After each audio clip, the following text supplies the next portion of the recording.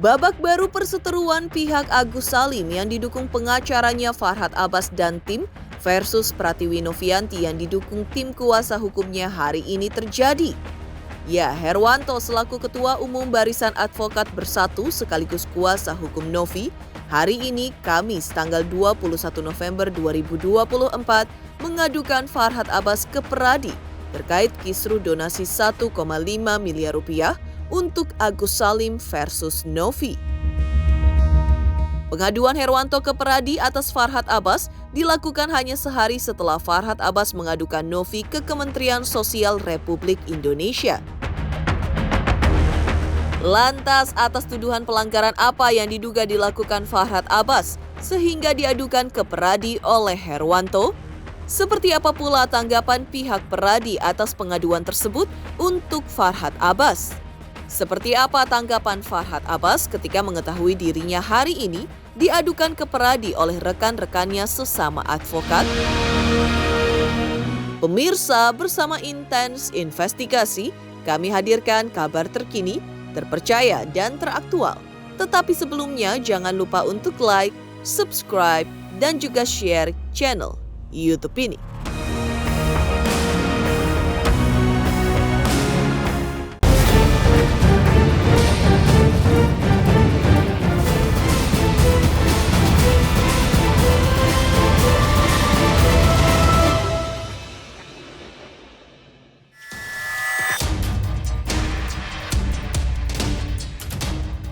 Kisru donasi 1,5 miliar rupiah antara Agus Salim, korban penyiraman air keras versus Pratiwi Novianti, kini kian memanas. Hal itu ditandai dari aksi kedua kubu Agus versus Novi yang tak hanya saling melayangkan laporan polisi, tapi juga menempuh langkah hukum lainnya. Ya, hanya berselang sehari setelah Farhad Abbas mengadukan Novi ke Kementerian Sosial Republik Indonesia, hari ini, Kamis tanggal 21 November 2024, giliran Herwanto selaku Ketua Umum Barisan Advokat Bersatu sekaligus kuasa hukum Novi melaporkan Farhad Abbas yang saat ini berstatus sebagai kuasa hukum Agus Salim ke Organisasi Advokat Persatuan Advokat Indonesia alias Peradi. Hari ini kami pertama ingin menyampaikan surat secara resmi ini kepada organisasi advokat ya, yang selama ini ya sebenarnya ini sudah lama sekali orang yang mengirim pesan kepada kami, nge-DM dan lain sebagainya. Bahkan terakhir kemarin sore itu saya sempat live dan saya tanya kepada lebih dari banyak lah ya. Saya katakan karena mereka bertanya begini, Bang, itu biasanya kalau ada seorang advokat yang sikap dan perilakunya ya tidak menunjukkan bahwa dia ini sebagai seorang advokat, apa sih tindakan dari organisasi? Nah, sebenarnya masyarakat ini meminta organisasi advokat ini ngambil tindakan. Nah, tetapi kan organisasi ini dia tidak bisa mengambil tindakan kalau belum ada laporan. Kami datang ke Peradi untuk meminta Dewan Kehormatan agar memanggil advokat yang tidak bisa menjaga sikap, perilaku, ucapan dan tindakannya yang ya tidak bisa menjaga kehormatan profesi. Nah, jadi kami minta kepada organisasi advokat tolong dipanggil dan diadili. Ya kalau memang terbukti ya silakan mengambil tindakan gitu. Siapa yang ingin dilaporkan ya. Bang? Yang pertama ini ya jujur aja ini Farhad Abbas. Kita advokat haruslah menjunjung tinggi kehormatan profesi. Jangan sampai ibaratnya dalam perjalanan ada nggak sepaham di blog, tidak mau berteman, apalagi dia pasang status nih. Ini kan salah satu pasang status nih kan statusnya nggak bagus gitu kan. Ini kebetulan saya kan pakai begini nih. Lihat nih, coba statusnya Farhad tuh. Itu menjadi salah satu pelanggaran kode etik juga, Bang. Ya iya, saya tidak melihat dari sudut pandang pidana ya, tapi etik. Nah, etika ini coba pasang ini. Story WA ya, Bang? Ya? Story WA. Iya, di story WA. Nah, jadi kan maksud saya begini, jangan kayak begitulah gitu kan. Saya juga pakai begini kan, saya menyesuaikan juga dengan body saya kan. Kalau body saya kayak cewek, ya saya nggak pakai ini kan. Nah, jadi artinya gini loh, jangan sampai ada lagi statusnya Kaksil kan, itu tim sama saya. Dibilang Tarsan segala macam. Maksud saya begini, janganlah ketika kita diberikan kuasa untuk menangani suatu perkara, carilah argumen hukum yang kira-kira bermanfaat untuk kliennya. Jangan sampai mengomentari tentang passionnya, tingkah laku dan sebagainya lah. Ya, ibaratnya apakah orang ini kehabisan mencari argumen hukum atau bagaimana. Tapi yang jelas jangan sampai kita membuat status ya yang kira-kira bisa menimbulkan perpecahan, pro dan kontra dan lain sebagainya seperti itu. Saya berharap gini ya. Saya berharap advokat yang tidak mampu menjaga harkat dan martabat profesi, tidak mampu menjaga kehormatan advokat, pecat aja udah. Laporan-laporan. Nah, laporan inilah yang dianggap masyarakat bahwa sebenarnya nggak layak lah seorang advokat melakukan tindakan-tindakan seperti itu. Jaga harkat dan martabat advokat. Kalimat-kalimat yang keluar itu kalimat yang baik, yang bermartabat, yang menjunjung tinggi kehormatan profesi. Saya masukin dulu ya. Oke, Bang.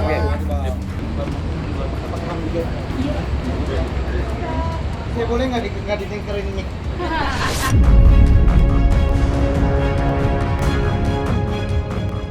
Perjuangan Farhad Abbas membela korban penyiraman air keras hingga kehilangan penglihatan dari kedua matanya, juga beberapa bagian kulit tubuhnya melepuh, dan kini masih terasa nyeri hingga kini berjuang mendapatkan haknya.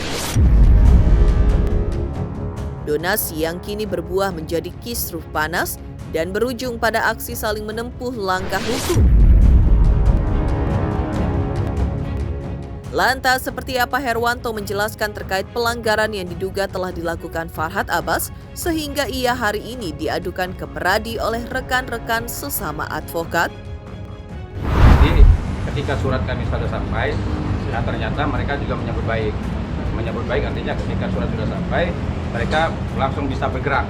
Jadi dia mengatakan bahwa langsung disposisi ke Dewan Kehormatan, dan dalam waktu singkat ini nanti akan dipanggil. Ya, dan juga saya juga siap menghadirkan saksi, siap menghadirkan bukti-bukti. Ini kan saya tadi hanya 4 lembar bukti aja. Dan kalau memang mau dimintai bukti yang banyak, ya saya juga siap. Bukti sudah banyak dan saksi juga banyak. Ya, ini kebetulan kan ada UMKM di sini kan, ini juru bicaranya. Kemarin dilaporin juga ya. Nah, kemarin dilaporin juga. Artinya gini, advokat itu ya ketika dia menghadapi apapun, dia berhadapan dengan masyarakat, dia ada kode etik. Dia berhadapan dengan sesama advokat, ada kode etiknya. Dia berhadapan dengan polisi, jaksa, hakim, jadi ada kode etik, ada sumpah profesi yang harus dia taati ketika dia berhadapan dengan lawannya. Nah, kami dari Barisan Advokat Bersatu ini memandang bahwa sudah sangat di luar jalur nih. Apa yang diucapkan, apa yang dia lakukan ya. Ya bayangkan aja, cobalah.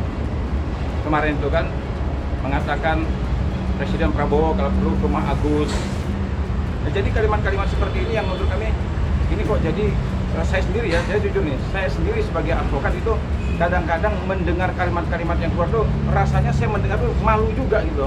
Ini bagaimana saya bilang seorang advokat ya, officium nobile, jadi profesi yang mulia, profesi yang dihormati, tapi kalimat-kalimat yang muncul, tindakan-tindakan yang muncul ini justru apa? Justru membuat masyarakat bertanya, apa benar seorang advokat itu dibenarkan seperti ini?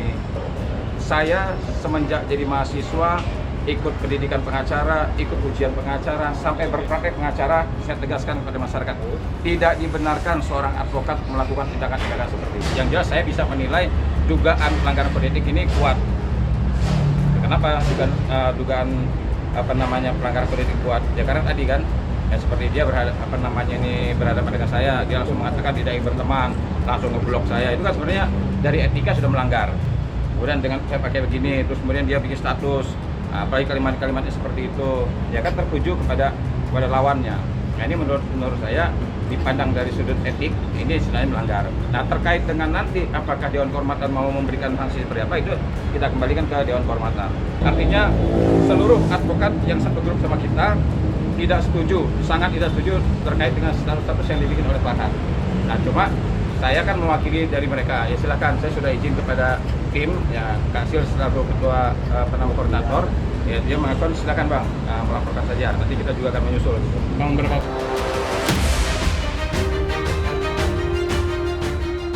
Mengadukan Farhad Abbas sebagai rekan sesama advokat ke lembaga Peradi, Lalu seperti apa pengurus Peradi menanggapi laporan dari Barisan Advokat Bersatu atas Farhad Abbas tersebut? Responnya sangat luar biasa senang. Nah, ketika kita sudah, tadi sebelum saya sampai aja dia sudah tahu kan, dia sudah tahu langsung dibacakan tadi, buat Farhad dia bilang iya. Jadi mereka juga menyambut baik artinya gini, jangan sampai organisasi Peradi, ini kan ketua umumnya Pak Ketua Hasibuan, ya bagaimana dia memberikan kita tontonan ketika dia menjadi pengacara yang dituduh melakukan pembunuhan, yang hampir seluruh Indonesia pada saat itu menuduh kliennya sebagai pembunuh. Tapi bagaimana dia menunjukkan ya kualitas dia saat dia menjalankan tugas dan fungsinya sebagai advokat. Nah, cantiknya, ibaratnya cantik banget dia menjalankan tugas dan fungsinya. Akhirnya semua orang menganggap bahwa oh iya ternyata benar ya. Jadi kliennya bukanlah orang yang seperti dituduhkan. Nah inilah. Jadi advokat itu kalau saya berpegang teguh pada kode etik dan sebuah profesi, ibarat kita ngelihat orang main bola, ya main bola itu pinter banget dia. Jadi cantik kita melihatnya. Nah tapi kalau seandainya kita melihat advokat yang ngomongnya asal keluar, melakukan tindakan-tindakan asal aja, lapor sana, lapor sini, ya seperti ini, ya udah banyak nih. Bukan cuma 1-2 advokat, ya udah banyak nih advokat ini. Ya, jadi saya berharap juga, ya ini juga ada satu lagi nih advokat sebenarnya yang perlu kita bidik juga gitu kan. Cuma kita belum belum memutuskan.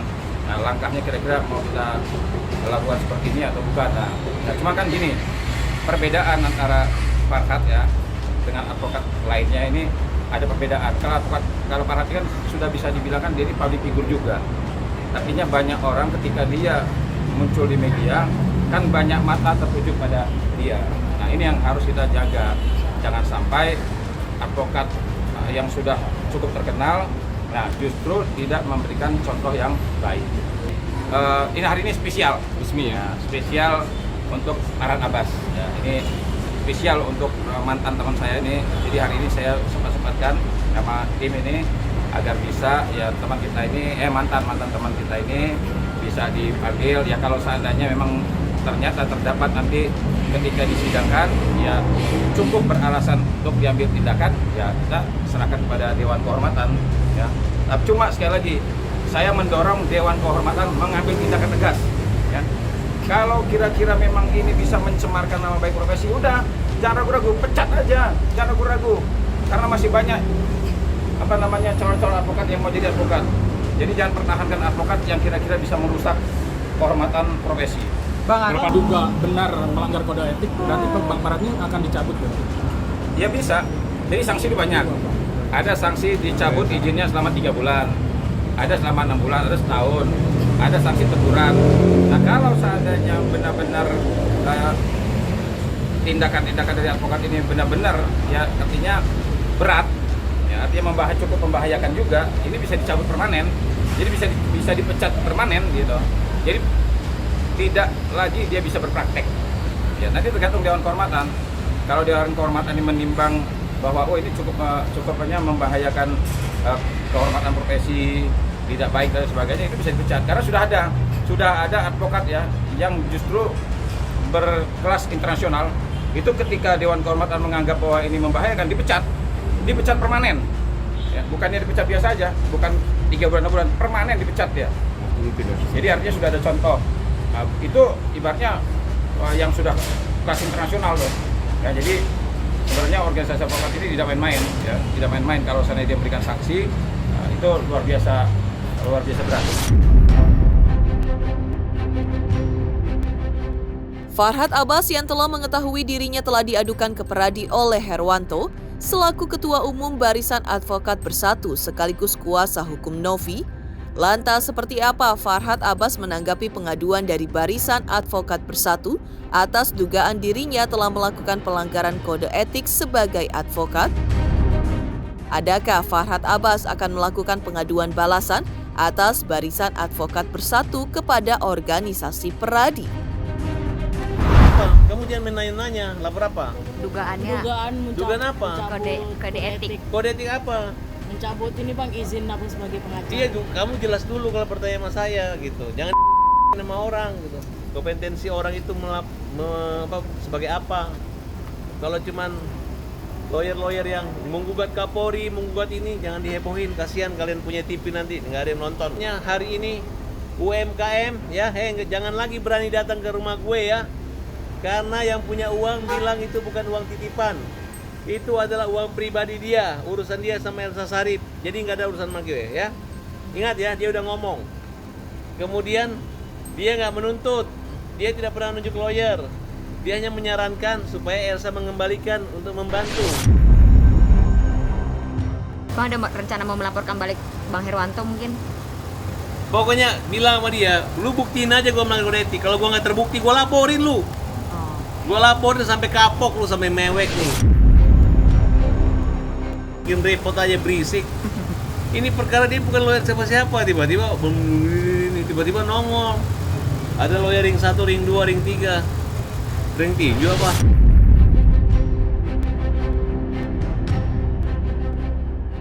Geger Barisan Advokat Bersatu laporkan Farhad Abbas ke organisasi Peradi hari ini. Lantas seperti apa pula Farhad Abbas yang 2 hari lalu telah melaporkan Novi ke Kementerian Sosial Republik Indonesia terkait dugaan bahwa Yayasan Novi tidak memiliki izin untuk melakukan open donasi terhadap Agus Salim, korban penyiraman air keras?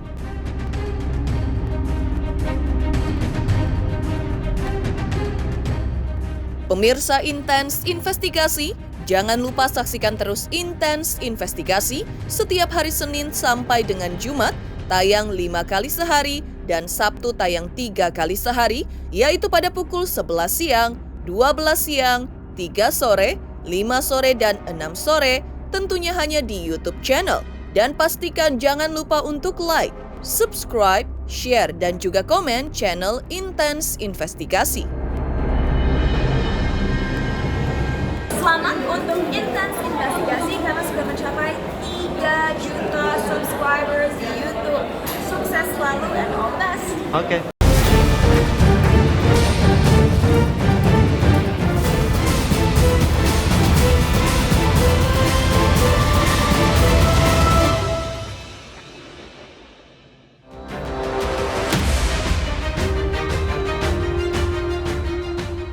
Farhad Abbas melaporkan Pratiwi Novianti ke Kementerian Sosial Republik Indonesia terkait kisru donasi Agus Salim senilai 1,5 miliar rupiah.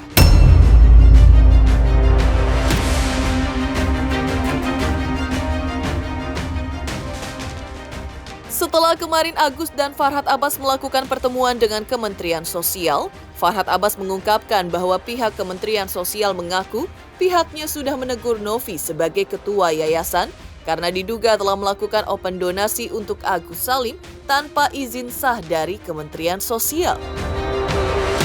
Nah, setahu saya bahwa dia ke Mensos ditegur dan tidak ada izin untuk donasi itu. Oh, Kemensos menegur Novi kemarin? Pastinya, tanya sendiri sama Novi kan.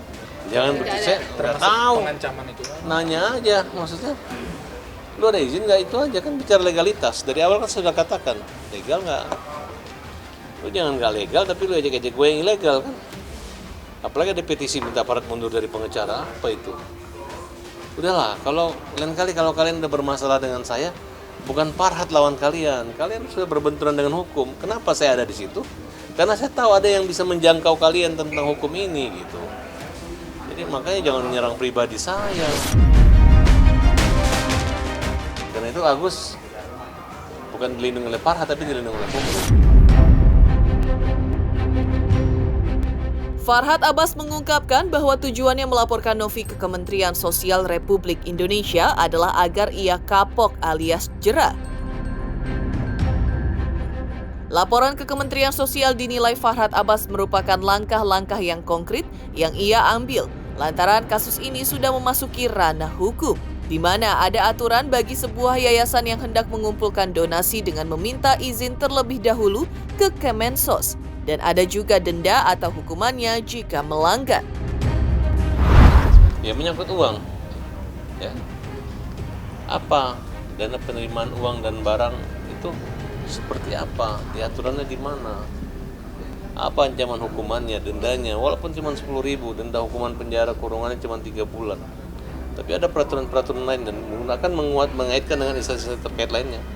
kejaksaan, kepolisian, keinginannya ada yang kapok gitu, ya kan?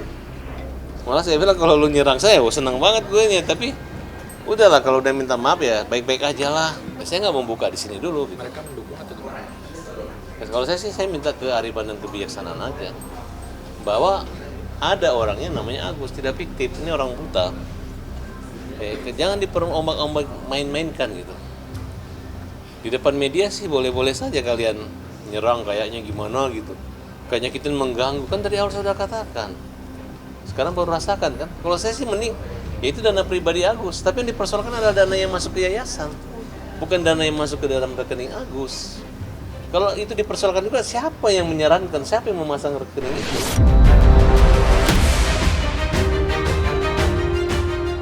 Demikian pemirsa kabar terkini, terpercaya dan teraktual yang kami hadirkan hari ini. Saksikan terus Intens Investigasi setiap hari Senin sampai dengan Jumat, tayang 5 kali sehari. Pada Sabtu tayang 3 kali sehari, yaitu pada pukul 11 siang, 12 siang, 3 sore, 5 sore, dan 6 sore, tentunya hanya di YouTube channel. Dan pastikan jangan lupa untuk like, subscribe, share, dan juga komen channel Intens Investigasi.